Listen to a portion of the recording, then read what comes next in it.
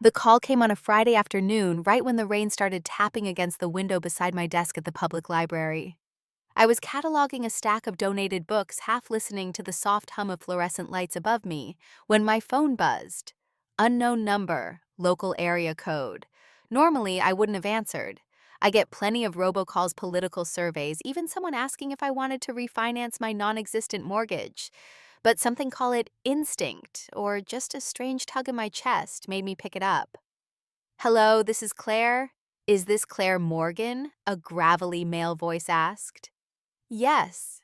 Who is this?" "My name is Raymond Burke. I own Burke's Antiques and Timepieces. We're off Willow Street near the old clock tower." My heart gave a small stutter. That was the shop my dad used to visit. He loved vintage watches, especially old Swiss models. I hadn't been there in years, not since the funeral. "I believe I have something that belongs to you," he continued. "A Rolex Oyster Perpetual. It came into the shop 2 days ago." I blinked, confused. "That's impossible," I said slowly. "I have my dad's watch. I keep it at work in my desk drawer. He gave it to me before he passed. It's the only thing he left just for me." "You might want to check," Miss Morgan Burke said gently. His tone was cautious, as if bracing me for impact. My stomach dropped. I turned in my chair and opened the drawer. The small velvet pouch I kept the watch in was gone. Completely gone. I searched the back of the drawer, pulled everything out: pens, sticky notes, paper clips. Nothing. "It was here yesterday," I whispered, more to myself than to him. "I check on it every day." "I believe you," he said. "Look, I don't want to get into it over the phone. There's something about this watch you need to see, something unusual. Can you come by the shop today?" I didn't even hesitate. I grabbed my bag, told my coworker I had a family emergency, and left. The rain was falling harder now, blurring the windshield as I drove. My hands were shaking. That watch was everything. Dad wore it almost every day of his life. He'd bought it in Switzerland when he was still working as a mechanical engineer for a European firm, back when things were better. Before the layoffs, before the stroke, before Mom remarried and life got complicated in ways I still hadn't fully untangled. The last time I saw him, he was lying in a hospital bed, his voice weak but clear. He pressed the watch into my palm and said, "Time is the only thing they can't take from you. This is yours now, Claire. Don't let anyone tell you otherwise." I didn't even want the money. I never cared about the value. It was his. It still smelled faintly like his cologne, like motor oil and cedarwood. When I pulled into the parking lot outside Burke's, I saw the familiar old sign. The windows were lined with clocks, all ticking in slight dissonance, a symphony of passing time. I hadn't stepped inside since I was a teenager, trailing behind Dad as he nerded out over gear ratios and crown screws. Raymond Burke looked like time itself hadn't touched him. Same weathered face, sharp eyes, hands that moved like they understood delicate machinery. He wore a magnifying loupe on his head, pushed up like reading glasses. "You look just like Harold," he said when I entered. "That's your dad, right?" I nodded. My throat was too tight to speak. "He used to come here once a month back in the day. Not to buy much, just to talk watches. He was one of the last true craftsmen, thoughtful, careful, the kind of man who would fix a hairline crack in a gear instead of replacing the whole part." He disappeared into the back and returned holding a small wooden display box, the same one Dad had used. My chest ached just looking at it. "This came in 2 days ago. Young guy brought it in, claimed it was his, said he needed startup capital for a tech venture." Normally, I don't ask too many questions, but when I saw the inscription on the back, I stopped everything. He opened the lid, and there it was. My dad's Rolex. Still gleaming, still elegant, still his. I reached out and touched the side. The cool metal met my skin, familiar and foreign at the same time. It looked so vulnerable, sitting there like a memory caught off guard. I knew he'd never sell this, Burke said. So I started digging. I remembered he had a daughter he mentioned you often. Said you were the quiet one, the careful one, the kind of person who'd appreciate what time really meant. My fingers tightened around the edge of the counter. "Who brought it in?" He checked a slip of paper. First name Chase, mid to late 20s. Wore a smartwatch, funnily enough. Real smooth talker. said the watch was his late stepdad's and that his mom gave him the green light to sell it. Chase, my stepbrother. Of course, I felt a familiar sting behind my eyes. The kind of sting that comes when betrayal wears the face of someone you've had to call family. I'm sorry to be the one to tell you, Burke said softly. But that's not all. When I was inspecting the watch for authenticity, I noticed something odd, a small indentation near the crown, not standard for this model. He reached for the watch and with practiced fingers pressed a spot I hadn't even noticed before. The back popped open, and what was inside made my knees go weak. I used to think my dad could fix anything. When I was a little girl, I'd sit beside him in the garage while he worked on old watches, or took apart toasters just to see how they worked. He said every machine had a rhythm, and it was his job to understand it. That was before he got sick, before things changed, before time became the one thing even he couldn't control. Dad was a mechanical engineer by training, but his true love was horology watchmaking. He had a quiet obsession with timepieces, especially vintage ones. The Rolex he wore every day was bought during a business trip to Geneva long before I was born. He said it wasn't about the brand, it was about the movement inside. That watch, he once told me, had saved his career and maybe his sanity during the worst stretch of his professional life. Back then, we lived in a modest brick house in South Portland. Dad had a small workbench in the garage where he did side jobs fixing watches for neighbors and friends. Not for the money, really, though, we could always use it, but because it gave him peace. That garage always smelled like metal polish and cedarwood. He said it helped him think. I remember one night I was maybe 11. I sat beside him holding a flashlight while he worked on a stubborn old pocket watch. It had belonged to a client's grandfather, and no one could get it ticking again. I watched as he dismantled it piece by piece, laid out the components with surgical precision, then reassembled it with such patience that I didn't dare move or speak. When he finally wound it, and we heard that faint click, it felt like magic. He handed me the watch and smiled. Now you know, Claire. Sometimes the smallest things take the most care. I smiled back, not fully understanding yet, but I would carry that moment with me for the rest of my life. When I got older, we didn't talk as much. Life got busier. I went off to college, majored in literature, not engineering. He never pushed me to follow in his footsteps. Just asked that I pay attention to details and always finish what I started. After Mom and Dad divorced, things became awkward. They didn't hate each other, but they grew apart. He never badmouthed her, not once, said people changed and sometimes love just ran out of road. I think he was lonelier than he let on, especially once I moved back home to help Mom after her health scare. He had a stroke 2 years later. It wasn't sudden. He'd had high blood pressure for years, but I don't think I ever truly believed anything could stop him. Not the man who could rebuild a watch spring blindfolded. Not the man who held every problem like a puzzle waiting to be solved. The last day I saw him conscious, he made me promise something. Claire, he said, voice slurred but eyes sharp. If something ever happens, if anyone tries to tell you that what I gave you doesn't matter, don't believe them. The watch is yours. You hear me? I nodded, holding his hand. He pressed the Rolex into my palm. Not because it's expensive, he whispered, but because it's real. What I put into it is for you. He passed away 3 days later. I wore the watch to the funeral. Mom didn't say anything about it, and I didn't offer it up. I knew she and Dad hadn't spoken much the past few years. I think she carried resentment that he never tried to win her back. But I also think part of her hated that I was closer to him than to her. For a while after the funeral, I slept with the watch on. It was too big for my wrist, and the band left faint marks on my skin. But I liked feeling it against me, steady and solid, ticking through the silence. Then life went on, or tried to. 6 months after Dad's death, Mom announced she was seeing someone. Jack. He was charming in that overly confident way that made me uncomfortable. All handshakes and business buzzwords. She said he'd been a successful entrepreneur who'd hit a rough patch after the market downturn. He moved in fast, too fast in my opinion.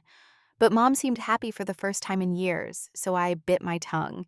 Then came Chase, Jack's son from a previous marriage. 28, smooth talker, always pitching some new venture, an app to track mindfulness, a streaming service for dog videos, a sustainable fashion clothing line that never produced a single garment, all funded by friends' family, and anyone gullible enough to believe in his vague presentations. He called himself a visionary. I called him a walking red flag. At first, he was polite to me, overly so. Asked about my job at the library, made jokes about how old media was cute.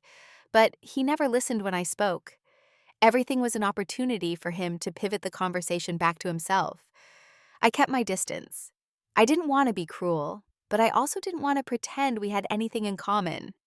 Then small things started disappearing around the house. A gold bracelet that belonged to Mom's mother. A collector's edition pen set from Dad's office. She always made excuses. Maybe she misplaced them. Maybe they were packed away during the last move. Maybe I was imagining things. But I knew better. I started keeping the watch with me tucked away in my desk drawer at the library. I didn't trust the energy in that house anymore. I never imagined they would go that far, that they would actually take the only thing that truly mattered to me, that they would sell it, pawn it off for Chase's latest vision. And now, standing in Burke's shop, looking at my father's watch again, seeing the hidden mechanism click open like something from a spy novel, I realized Dad had always known something like this might happen. He hadn't just given me a watch. He had left me a message, and I was about to find out what it was. I stared at the open compartment inside the watch like it might disappear if I blinked. Hidden in the back panel behind a false plate was something I never knew existed, a tiny USB drive wedged into a custom groove, no wider than a paperclip. I looked up at Mr. Burke, who stood quietly behind the counter, arms crossed, watching me, not with curiosity, but with care. "I didn't open it," he said. "I figured if your dad went through that much trouble to hide it, it wasn't meant for anyone else's eyes." I reached out gently, lifting the USB from its place. It was lighter than I expected. Plain. No markings. Just a simple piece of plastic that suddenly felt heavier than anything I'd carried in a long time. Whoever brought the watch in... What did he say exactly? Mr. Burke scratched his chin, thinking. Said he needed capital for a new project. Called it an environmental app, something about reducing waste by tracking household inventory. Sounded like nonsense to me, but he was slick, very rehearsed. Said his stepdad had passed, and his mom told him he could sell the Rolex since they needed seed money fast.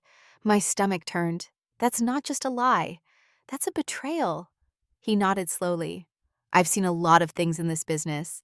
People selling wedding rings during divorces, grandkids hawking family heirlooms for rent, even one guy who sold his own father's Purple Heart.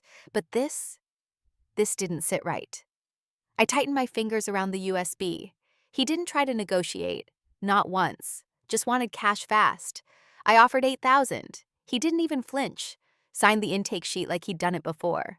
I tried to picture Chase signing a pawn slip like it was just another errand, probably still wearing his smartwatch while unloading something priceless and irreplaceable. "I'm going to need this back," I said, gesturing to the watch. I already erased the intake.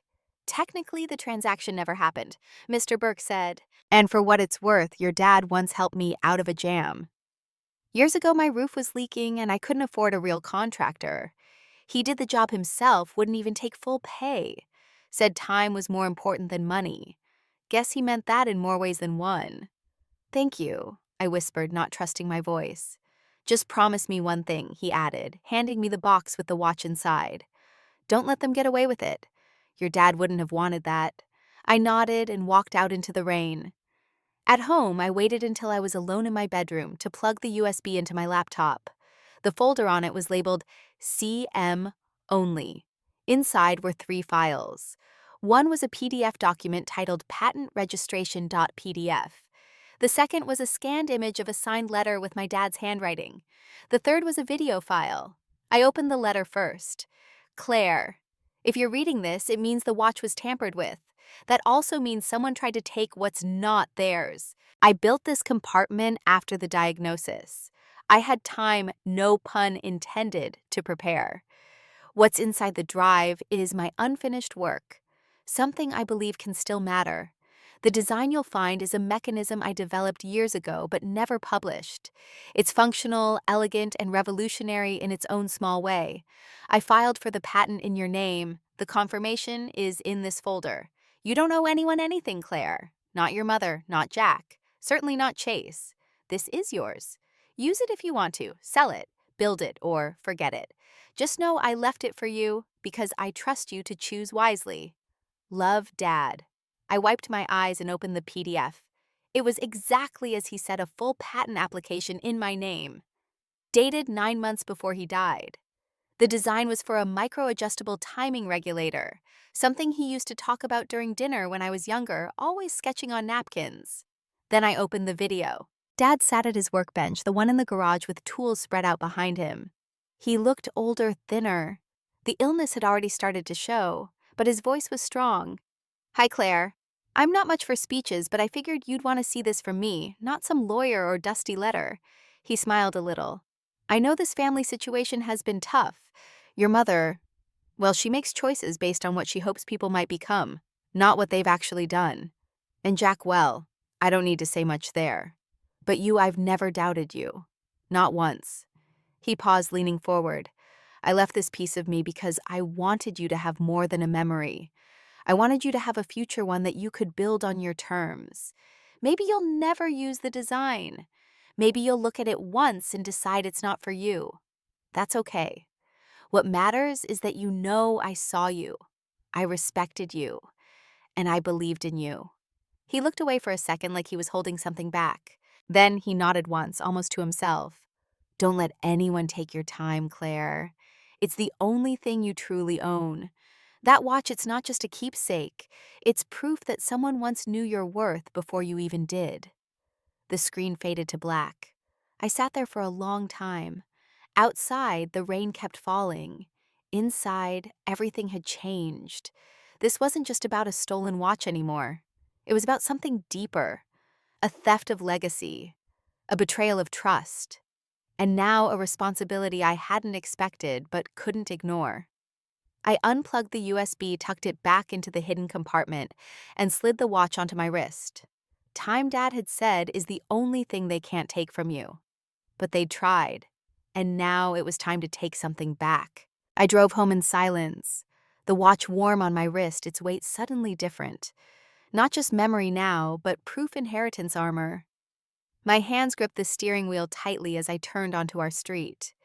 The neighborhood was still except for the sound of wind pushing against the trees, the kind of quiet that came before something broke. Inside the house, the smell of coffee and cinnamon rolls drifted from the kitchen. That used to be comforting. Now it made my stomach turn. Mom sat at the table in her robe, Jack beside her, in one of Dad's old sweaters, something he never should have worn. Chase stood at the counter holding his phone and talking excitedly about beta testing seed funding and scaling operations. I stepped into the room and set the wooden box down on the kitchen table. The moment Chase saw it, he froze. His eyes widened slightly. Jack noticed the shift first, his face tightening just a little before smoothing out again. Mom blinked, then smiled weakly. Claire, you're home early. Everything okay? I opened the box slowly, letting the Rolex catch the morning light. Looking for this, I asked. Silence. No one moved. Where did you find it? Mom asked carefully. I thought it was still at the library. It was, until someone took it out of my desk drawer. I looked directly at Chase. You stole from me. Mom opened her mouth, but I raised my hand. Don't. Not yet. That watch was the only thing Dad left just for me. He told me it was mine. He gave it to me on his deathbed. I checked it every day, made sure it was safe. Then one day it was gone. No forced entry, no signs of a break-in. Just gone. I turned to Jack. Your son pawned it for $8,000 for his next great idea. Jack stood, putting on his mediator tone. Claire, let's not turn this into something ugly. Chase needed startup capital.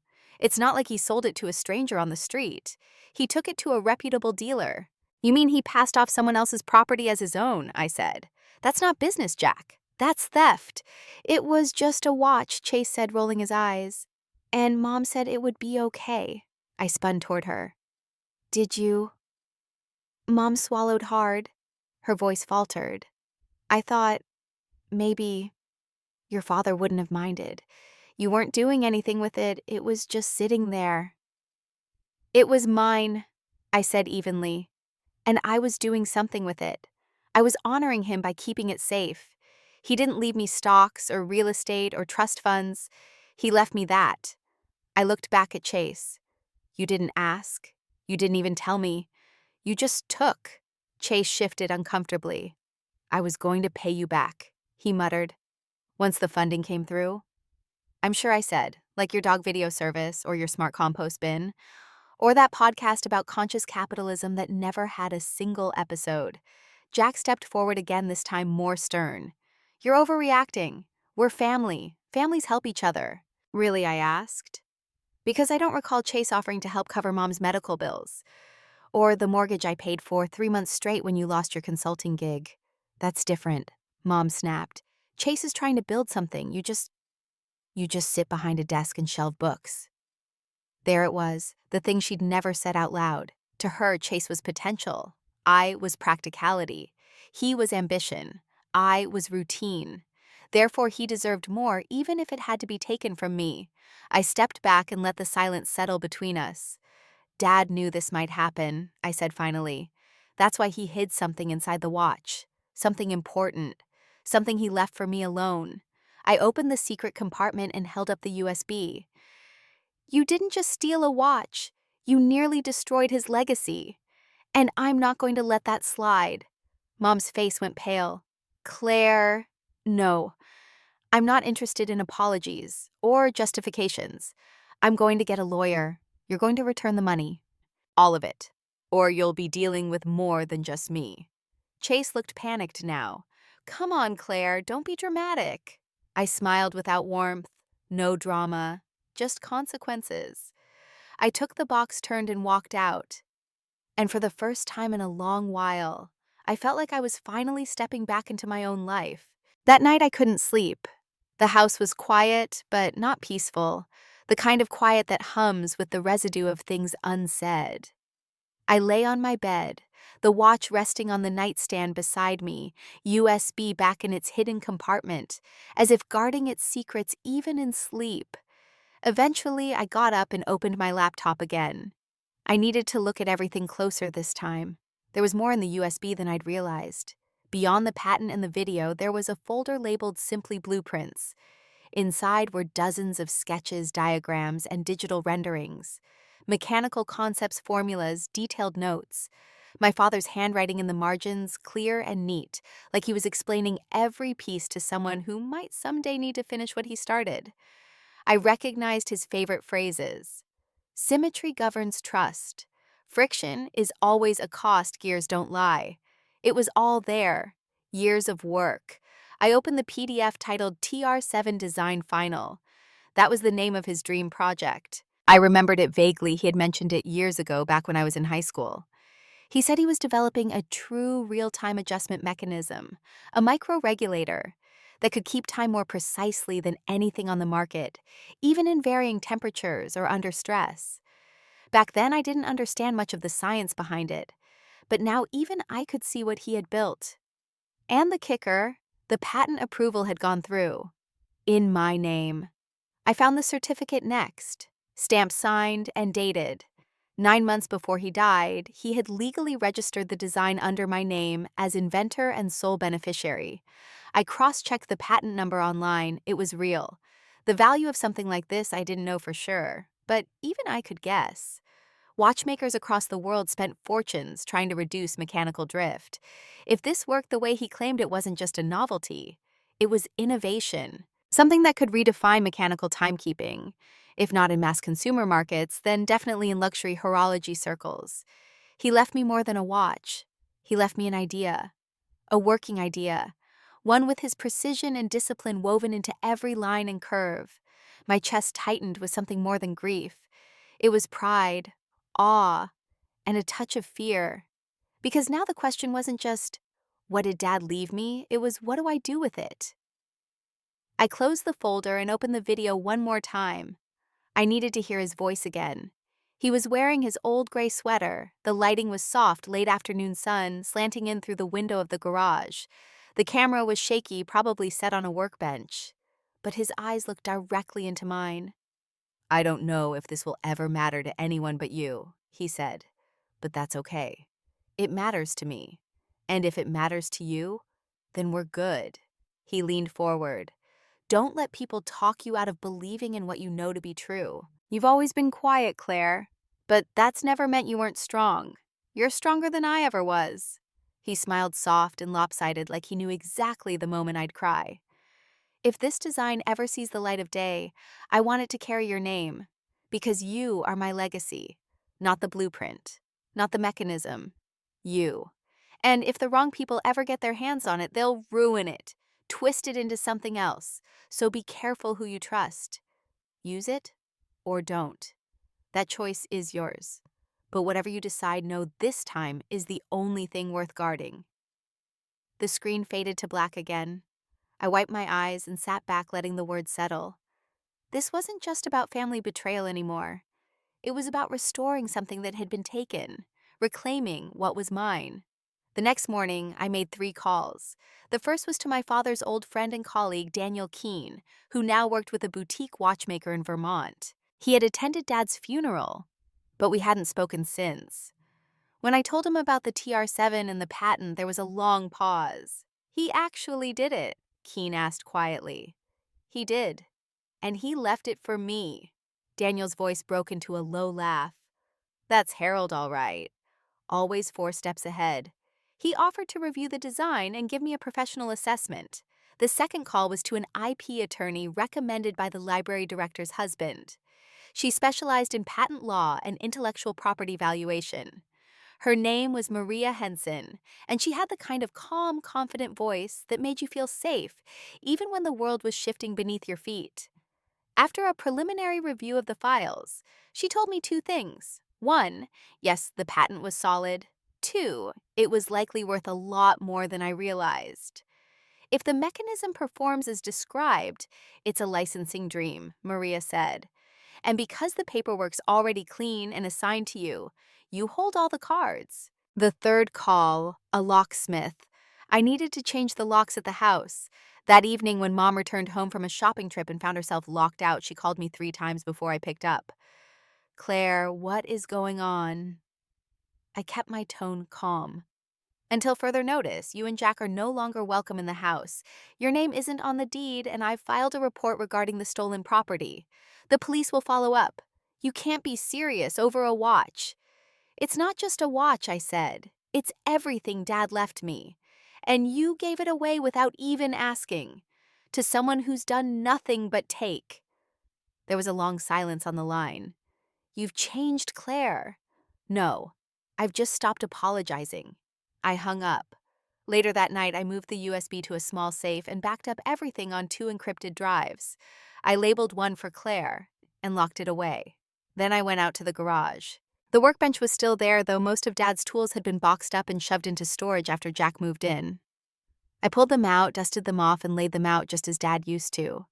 Then I pulled out the TR7 schematic. I didn't understand everything yet, but I was going to. Over the next 2 weeks, I worked late into the night with Daniel's help via Zoom. We went line by line, piece by piece. I sketched, asked questions, took notes.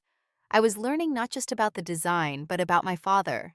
He was a man who never wanted fame, only to build something precise, something real, something that worked. And now that work was mine.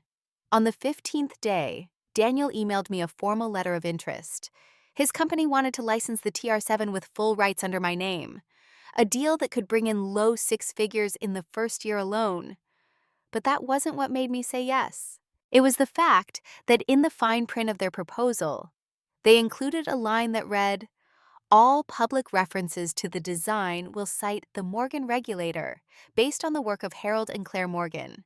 That was what I wanted, his name beside mine, the way it should be. I returned to the house 2 weeks later. Not because I missed it, truthfully I didn't, but because I had business to finish. I gave them plenty of notice, a written letter, a formal request through my attorney, and a deadline vacate the property by the end of the week. Mom had responded with a voicemail full of sighs and thinly veiled guilt. Jack sent a short email claiming I was acting irrationally and disrespecting family structure. Chase, of course, said nothing at all. I arrived that Saturday morning with a friend from the neighborhood as a witness and a moving truck idling at the curb. When I stepped into the house, I found all three of them in the living room. Mom sat stiffly on the couch, arms crossed. Jack stood near the fireplace pretending to read something on his phone. Chase was sprawled on the armrest like he owned the place. "This is absurd, Claire," Mom said immediately. "You can't just evict us." "Actually, I can," I replied, handing her a copy of the deed. "The house has always been in my name. Dad put it there years ago, just in case. You signed off on it when you remarried." I was just never petty enough to act on it. "Until now," Jack muttered. "Until now," I said firmly, "after you stole from me. After you pawned the only thing Dad left me. After you violated trust you never even earned." Chase stood and folded his arms. "You're blowing this way out of proportion. It was a startup expense. I was going to pay you back." "With what, Chase?" I asked. "Another failed project. More buzzwords and wireframes. You didn't just steal a watch. You sold your grandfather's design to a stranger. If Mr. Burke hadn't recognized it, it'd be gone forever." "How do you think Dad would have felt?" Mom's face twisted. "You don't know that. Your father was generous. He would have wanted us to support each other. He did support us, but he also trusted me, enough to put his name and work in my care. And you gave it away like it was a trinket." I paused, then added quietly, "You gave him away. Again. That hit. I saw it." Her shoulders sagged. "But I didn't come here for drama. I came to close the door. I'm not calling the police for now. I'm giving you 72 hours to leave the property. After that, we escalate. I have legal grounds, and I'm prepared to use them." Mom stood abruptly. "Where will we go?" "That's not my concern anymore." She looked stunned, as if the idea of being removed from something she never actually owned was a personal betrayal. Chase scoffed. "You're just bitter because you live in the past." "No," I said. "I'm grounded by it. There's a difference. You might want to learn that before you scam someone else." Jack finally spoke, his voice calm but sharp. "You think you're better than us just because you inherited some designs and patents? No. I think I remember who helped me get here, and I don't forget the value of what they left behind." I walked toward the hallway and picked up a box from the kitchen table. Inside were old notebooks, tools from Dad's bench, and a framed picture of the two of us in front of the garage. That's all I needed. When I turned to leave, Mom followed me to the door. "Claire, wait." I stopped. "Your father, he was a good man. But he wasn't perfect." "I know," I said, "and neither am I. But I never stole from you. I never lied to you. I never told you your life had less value because it was quiet." Her eyes brimmed. "I didn't mean it that way. I just thought Chase was building something. And I wasn't. I was building a life. Maybe not loud, maybe not flashy, but it was mine. And you never once asked if that mattered." She looked down silent. "You let them take the only thing he left me. And you did it with a smile." I stepped outside. The moving truck driver asked where to go. I pointed toward a nearby storage unit. As I climbed into my car, Chase shouted behind me, "Hey, I'll get you your money back. When the new version of the app launches, I didn't stop." I didn't even answer, because I wasn't playing that game anymore. 2 days later, I met with my lawyer again. Maria had already begun the paperwork for licensing the patent. She handed me a printed contract for my review. I read every word. Once I signed, we'd receive an upfront payment of $65,000, with a percentage of royalties from every watch sold under the design. I nodded. "Let's proceed." Later that week, I deposited the check and sent a certified letter to Jack and Chase. It included a breakdown of the stolen property, the pawn transaction, and an invoice, $8,000 plus legal fees, plus breach of personal property laws. I gave them 30 days to respond before pressing charges. A week passed, then another. Then a letter arrived from Jack's lawyer, a half-hearted attempt to resolve things amicably, a request to avoid public exposure. I wrote back one sentence: "Return what you owe or face the full consequences." They didn't reply. Instead, they disappeared, moved out, left behind only empty cabinets and a few unpaid utility bills. I paid those too, and then I changed the locks again. On the first morning of spring, I stood in the garage with the door wide open. Sunlight poured in. Dust floated like gold in the air. My father's workbench was clean now, the drawers reorganized the tools back where they belonged. I set the watch on the bench. It ticked quietly, steady as always. I ran my fingers over its surface, then opened the hidden compartment one last time. The USB was still there, but I didn't need it anymore. The design was already moving forward. The license was official. The first prototypes would be made in Switzerland, just like his original had been. I placed the USB into a small velvet pouch and slipped it into a drawer. Then I sat down at the bench. Not to fix anything, just to listen to the sound of time moving forward. By the end of April, I had stopped looking over my shoulder. The legal papers had been sent, the licensing agreement finalized, and my father's design, our design, was now officially in the production pipeline. The first batch of limited edition Morgan regulator timepieces was already generating buzz among collectors and niche horology forums. To my surprise, a few watch blogs had reached out for interviews. They were intrigued by the story of a daughter reviving her father's final design, hidden inside a decades-old Rolex and nearly lost to theft. One article called it the most touching origin story of a mechanical breakthrough in a generation. I hadn't intended for it to be public, but Daniel had mentioned the story to a friend in the industry, and from there it took on a life of its own. Maria, my lawyer, advised me to embrace it. Let people know who Harold Morgan was, she said. Let them know what you've built. So I did. I gave a quiet, thoughtful interview to a podcast about legacy and craftsmanship. I didn't dramatize it. I told the truth. About my dad, about what he left behind, about what almost got taken. And I talked about what came next. With the licensing fee already banked, I began planning something I hadn't imagined 6 months ago. My own business. Not a tech startup or some flashy corporate launch, but a small, focused project. I called it Morgan Time Crafts, a repair and restoration shop dedicated to vintage mechanical watches and family heirlooms. I found a space in an old brick building downtown, just 2 blocks from the library. Modest rent, big windows, a back room perfect for a workbench. It reminded me of Dad's garage, the way light came in from one side, the smell of wood and metal lingering from a former tenant. I spent 3 weeks converting it. Painted the walls a soft gray, polished the original hardwood floor, installed custom shelving. The front room would be for consultations. The back, for bench work. On the wall, I hung a large framed print of one of Dad's sketches. His favorite one, the original TR7 concept, signed in the corner with his initials. And beneath that, I placed the Rolex. Not in a case, not behind glass. On a small velvet pillow open to the world.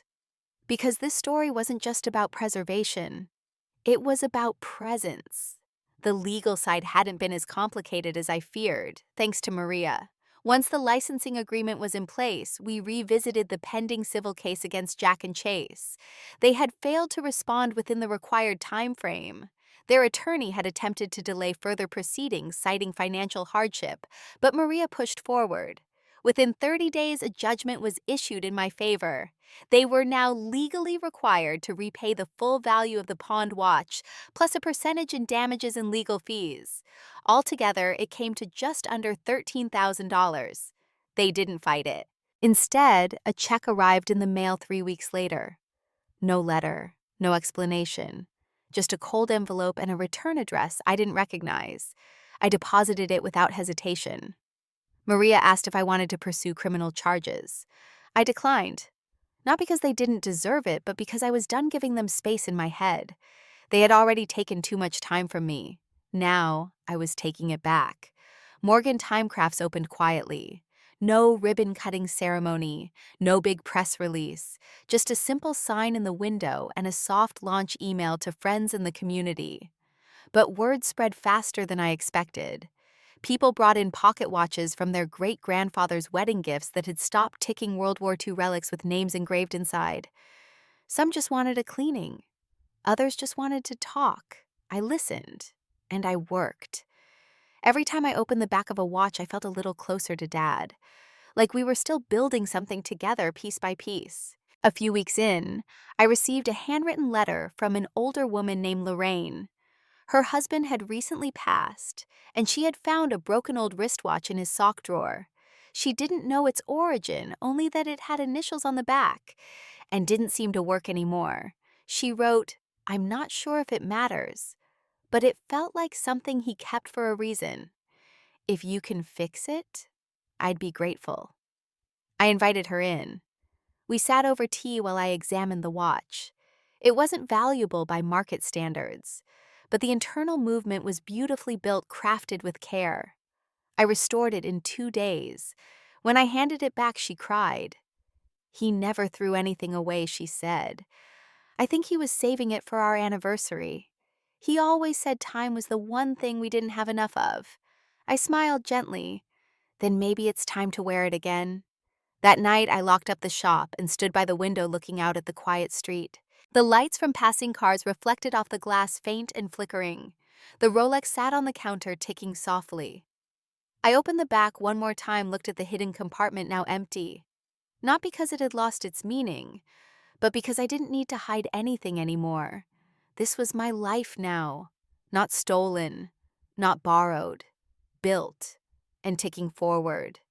1 second at a time. It was late afternoon when I saw her outside the shop. She stood across the street, unsure of whether to come in. She looked smaller than I remembered. Not fragile exactly, but unsure of her place. The way people do when they've spent too long assuming they'd always be welcome. I kept working, pretending not to notice, but when I looked up again, she was standing in the doorway. "Hi, Claire." I looked at her for a moment. She wore the coat Dad gave her the year before they split. A little worn now, but familiar, like a memory someone had folded up and stored away. "Hi, Mom." She hesitated, then stepped inside. Her eyes flicked across the shelves, the counter, the tools. She looked at the sketch on the wall, and finally at the watch. "So this is where you've been?" "It's where I belong," I said simply. She nodded, then walked closer, not sitting, just hovering near the counter, like she wasn't sure if she was allowed to stay. "It's beautiful," she said. "He would have liked it." "He helped build it," I said. She bit her lip, glanced down. "I came because I've been thinking a lot about what you said. About Dad, about Chase, about me." I waited. No interruptions. She took a slow breath. "I know I made a mistake.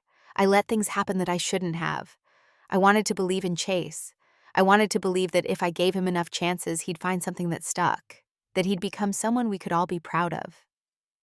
I stayed quiet. "And maybe I saw your life, the library, the quietness, the routines, and thought it meant you didn't need anything from me, that you had it all together." Her voice cracked. "But I was wrong. About all of it." I nodded. Finally, "Yes, you were." She looked up at me, her eyes glistening. "You have every right to hate me." "I don't," I said gently, "but I don't trust you. And I think you always wanted me to be someone louder, flashier, more like him." She didn't deny it. "I did. And I was wrong again. You were the one who stayed steady. You were the one who showed up. You were the one your father trusted with the thing he loved most. It wasn't the watch, Mom. It was his work, his legacy, his belief that time could be more than just hours ticking by." She looked around again. "I guess I thought I lost him after the divorce, that he loved you more, that you were his favorite. I didn't know how to respond to that, because in some ways maybe I was, or maybe I just listened more carefully." "I'm not here to ask for money," she added quickly, "or for anything. I just wanted you to know that I'm sorry, and I wish I'd seen you for who you were, a long time ago." Silence settled between us again. Not heavy this time, just quiet. She took a deep breath. "Do you think someday we could try again? Not go back, but forward." I looked at her. This woman who had let things happen, who had stayed silent when she should have spoken up, who had chosen the loud over the loyal. I thought about who I was before all this, and who I had become. "Maybe," I said finally, "but slowly, on my terms." "That's fair," she whispered. "That's more than fair." She looked down at the Rolex again. "He really did love you, you know. I could see it. Every time he talked about you. Every time he wore that watch. like he was carrying time for both of you. I smiled just a little. He still is. She looked like she might cry again, but didn't. Instead, she nodded, then turned to leave. She reached the door, paused, and looked back. You did good, Claire. I'm proud of you. Then she walked out into the fading light, and for once, I believed her. Not because I needed it, but because I finally knew that her pride wasn't something I had to chase anymore. That night, I closed the shop a little later than usual. I lit a small candle by the sketch on the wall and sat for a while, letting the quiet settle. Outside, the street was calm. In the distance, the church bells rang the hour. 8 o'clock. Another hour passed. Another small chapter closed. I picked up the Rolex, held it in my hand. It was warm from the sun, steady in its ticking. I opened the back one last time, not to check for anything hidden, but just to remind myself of what had once been concealed and what was now known. Not just a mechanism, but a message. That love doesn't always shout. Sometimes it hides quietly inside the things we carry, waiting to be discovered, waiting to be understood.